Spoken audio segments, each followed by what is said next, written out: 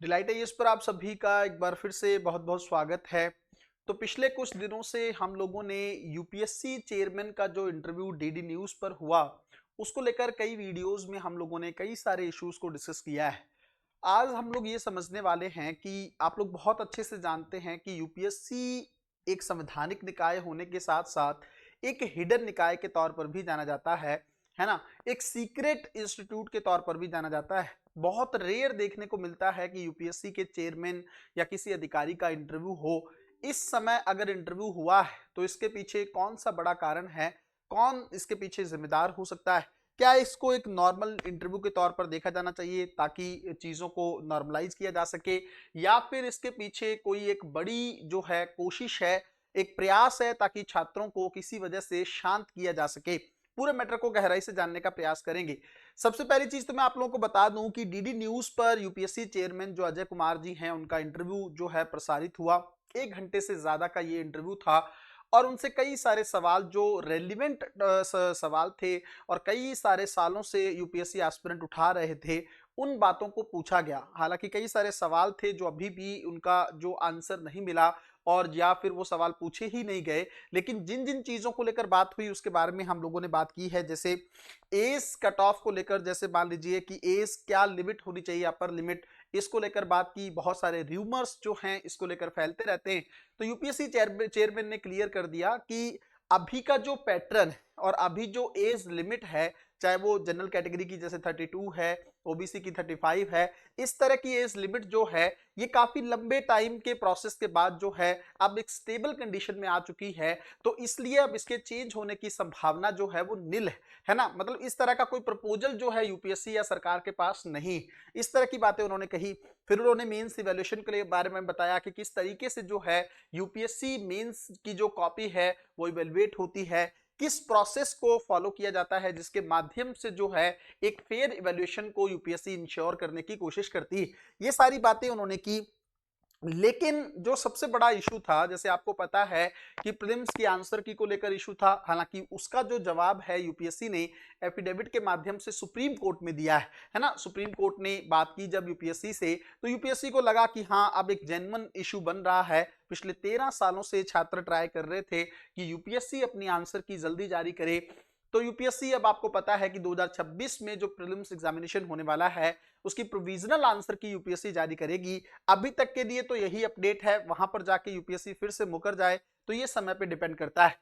उसके अलावा और कौन से इश्यूज थे, जैसे आपको पता है कि कट ऑफ को लेकर बहुत बड़ा इशू रहा है कि लास्ट में कट ऑफ बताई जाती है और यूपीएससी अगर कट ऑफ के चलते काफी सारी चीजें जैसे डिले हो जाती हैं, बच्चों को ये नहीं पता चलता है कि कितने मार्क्स की कट ऑफ गई है और उनका स्कोर कितना रहा है, क्योंकि मार्कशीट भी लास्ट में आती है और कट ऑफ भी लास्ट में पता चलती है। तो इसके चलते बच्चा जो है या एस्पिरेंट जो है वो अगले साल के लिए एक प्रॉपर रणनीति के माध्यम से तैयारी नहीं कर पाता। इसको आप ऐसे समझिए, जैसे अगर आपको मान लीजिए पता हो कि इस बार कट ऑफ 80 गई है, 85 गई है, तो आप उसको पैरामीटर मानकर उसे 10 से 15 नंबर ऊपर मानकर अपनी तैयारी को कर सकते हैं। तो इसके लिए आपको लगभग 1 साल वेट करना पड़ता है और जैसे कट ऑफ आती है उसके 10 से 15 दिन बाद प्रीलिम्स का एग्जामिनेशन होता है नेक्स्ट ईयर का। एक इशू ये है। दूसरा, आपको पता है कि हिंदी माध्यम के जो छात्र हैं उनको हमेशा से कुछ चीजों को लेकर दिक्कत रही है। उनकी एक दिक्कत सीसेट है ना, जिसके अंदर मैथ बैकग्राउंड वाले बच्चों को ज्यादा बेनिफिट मिलता है। वो आज तक सीसेट की दुविधा से बाहर नहीं निकल पा रहे हैं, है ना। सीसेट को डे बाय डे डिफिकल्ट बनाने की कोशिश की यूपीएससी ने। अब हालांकि मैं अब उस इशू को उतना बड़ा नहीं मानता, लेकिन कहीं ना कहीं पे हिंदी मीडियम के जो एस्पिरेंट है वो आज भी उससे जूझ रहे हैं। दूसरा इशू ये भी है कि हिंदी मीडियम के जो एस्पिरेंट है उनकी कॉपी जो है वो इंग्लिश मीडियम के प्रोफेसर चेक करते हैं, ऐसा उनको लगता है। यूपीएससी चेयरमैन ने इस चीज को लेकर क्लैरिटी नहीं दी, क्या सच में हिंदी मीडियम के बच्चों की कॉपी हिंदी के प्रोफेसर चेक करते हैं या नहीं करते हैं, वो प्रोफेसर कहाँ से बुलाए जाते हैं, इस तरह की बातों को लेकर कोई क्लैरिटी अभी तक नहीं आई। तो ये भी एक बहुत बड़ा इशू जो है छात्रों का इस चीज को लेकर रहता है। दूसरा एक और इशू मैं आपको बताता हूं जो पूरा हम लोग टॉपिक डिस्कस कर रहे हैं वीडियो के माध्यम से। देखो 2020 में यूपीएससी ने क्या किया, कुछ सवालों को डिलीट किया है ना, और ये जीएस के सवाल भी थे, ये सीसेट के सवाल भी थे, और वहां से एक ट्रेंड शुरू हुआ पिछले 4-5 सालों में जिसके अंदर कुछ कुछ सवालों को डिलीट किया गया। चलो सवालों को डिलीट किया, समझ में आता है किसी एक छात्र को ना लॉस हुआ ना फायदा हुआ, वो चीज एक्सेप्टेबल है। लेकिन सबसे बड़ा इशू ये है कि यूपीएससी ने आंसर की जो है 2024 की जो आंसर की जारी की, उसके अंदर कई सवालों का आंसर जो है एकदम गलत दे दिया। मतलब सोर्स के साथ वो क्लैरिटी से दिख रहा है कि ये आंसर नहीं बनता है, यूपीएससी ने उसको करेक्ट आंसर मान लिया। इसके चलते बच्चों को बहुत ज्यादा दिक्कत हुई। और 2025 का जो प्रीलिम्स एग्जामिनेशन हुआ है, उस एग्जामिनेशन को लेकर भी बहुत सारे बच्चों को काफी सारे इश्यूज थे कि कई जगह पर जो है पेपर पहले ही सील जो है ओपन हो चुकी थी, कई जगह पर जो है काफी गड़बड़ियां जो है देखने को मिली। अब चाहे वो गुजरात की बात हो या राजस्थान के कुछ सेंटर्स की बात हो, इस तरह की बातें निकल कर आई।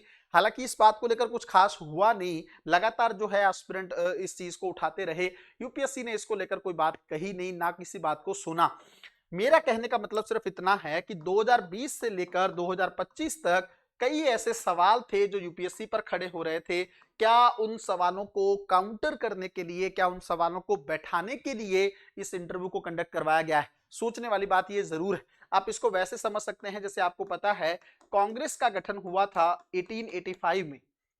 हालांकि मैं 100% इस थ्योरी की बात तो नहीं करता, लेकिन आपको पता है कि ये थ्योरी भी, सेफ्टी वॉल वाली जो थ्योरी है, उसके बारे में आप लोगों ने पढ़ा होगा कि अंग्रेजों ने ही कांग्रेस का गठन करवाया था। इसलिए करवाया था ताकि 1857 का जो विद्रोह था उसकी पुनरावृत्ति ना हो सके, वैसा विद्रोह फिर से भारत में ना हो। इसलिए इस तरह की संस्थान को क्रिएट किया गया था, एक मंच बन जाए जहां पर जो अगर मान लीजिए किसी को कोई इशू है, उस मंच के माध्यम से सरकार को वो चीज पता लग जाए। उसी तरीके से यूपीएससी के चेयरमैन का इंटरव्यू कराकर क्या ये कोशिश की जा रही है कि धीरे धीरे जो ज्वाला छात्रों के मन में भड़क रही थी, कहीं वो विद्रोह के रूप में बाहर निकल कर ना आए, कहीं वो किसी बड़े विरोध प्रदर्शन में तब्दील ना हो जाए, इसलिए इस इंटरव्यू को कंडक्ट करवाया गया है। ये चीज तो खैर आप ही डिसाइड कर सकते हैं, इसके बारे में आप ही को सोचना है। लेकिन बात ये है, मेरा मानना सिर्फ इतना है, यूपीएससी एक संवैधानिक निकाय है ना, बहुत बड़ी जिम्मेदारी है इसके ऊपर। जिम्मेदारी ये है कि भारत की पूरी नौकरशाही को जो है उसकी भर्तियां यूपीएससी के माध्यम से होती।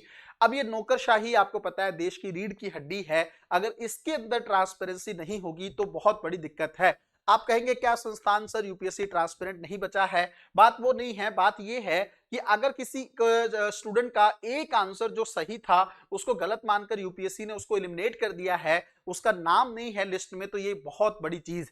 अगर यूपीएससी इवैल्यूएशन में कुछ इशू कर रही है, उसके चलते कोई छात्र बाहर हो जा रहा है, ये भी बहुत गलत बात है।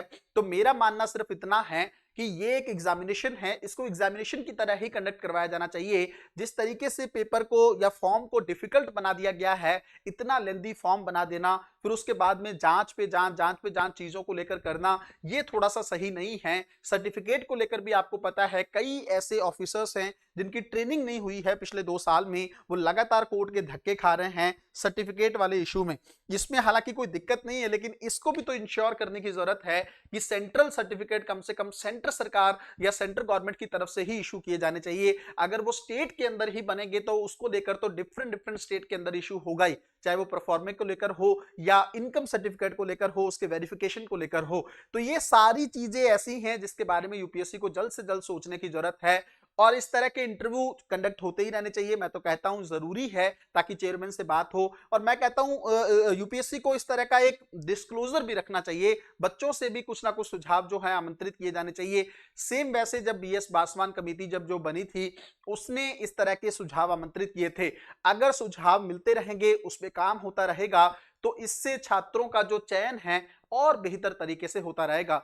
मिलते हैं अगली वीडियो में, तब तक अपना ध्यान रखें, अपनी पढ़ाई को बहुत अच्छे तरीके से करते रहें। बहुत बहुत धन्यवाद।